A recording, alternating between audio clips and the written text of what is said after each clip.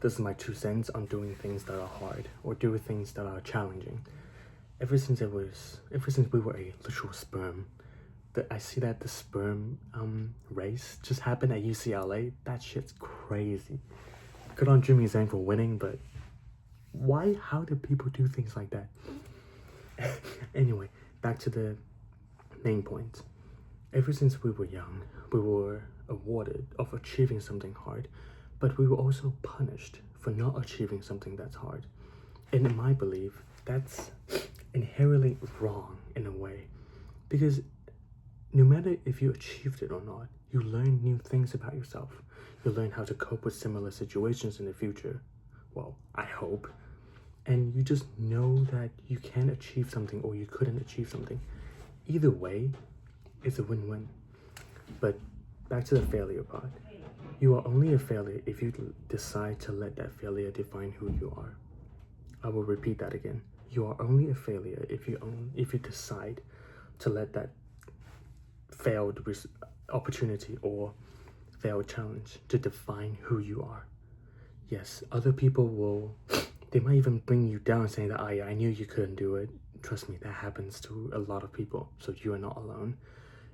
People will bring you down, people will say that they don't believe in you, and all sort of things.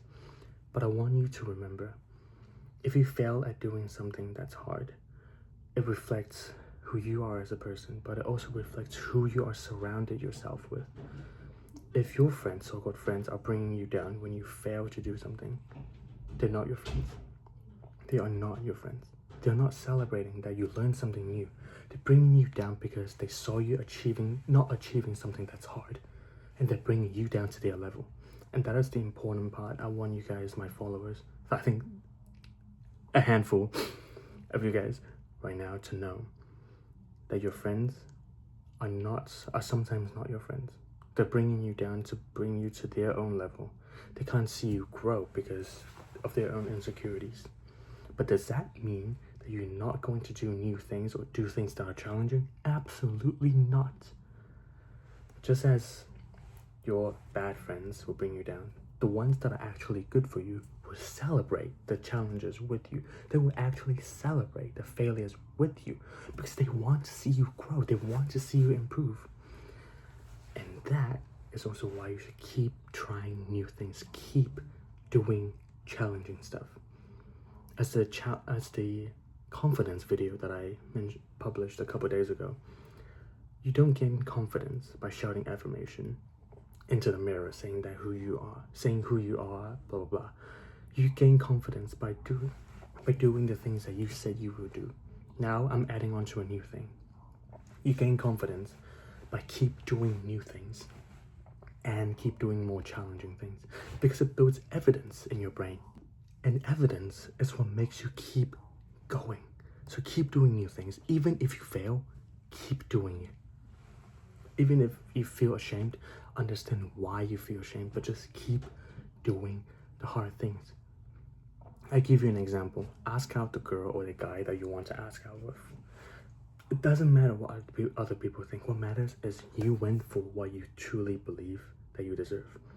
If you're at the gym, if you're a gym goer, do 2 more reps on that bench press. Do 2 more reps on that curl. It doesn't hurt that much.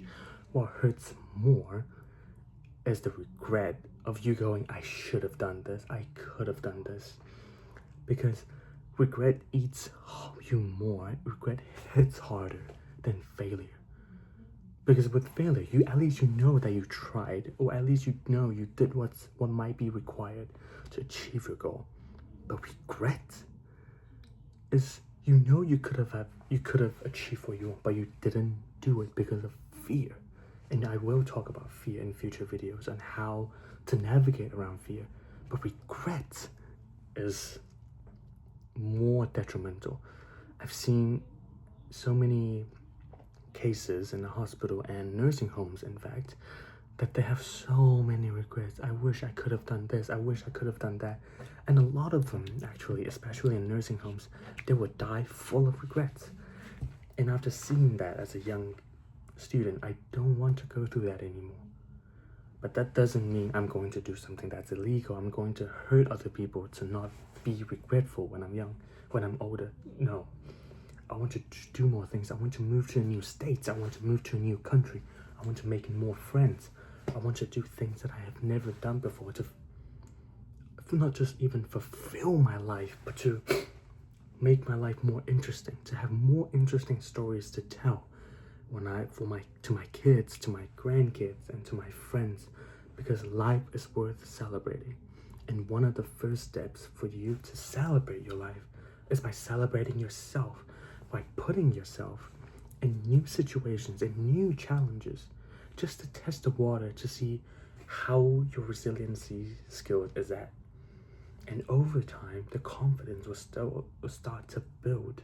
And when you build that confidence, you will realize that the friends around you are acting a little bit different because of two reasons, as I mentioned before. One, they're celebrating with you. Two, they realize that you're getting way better than them, and they don't feel comfortable surround themselves with you anymore. And they will naturally back away. They will literally naturally back out because they don't feel comfortable. Because you keep growing, but then they keep staying at the same place.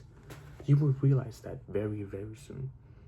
So this is my 2 cents on doing things that are challenging. And I encourage you to do it too.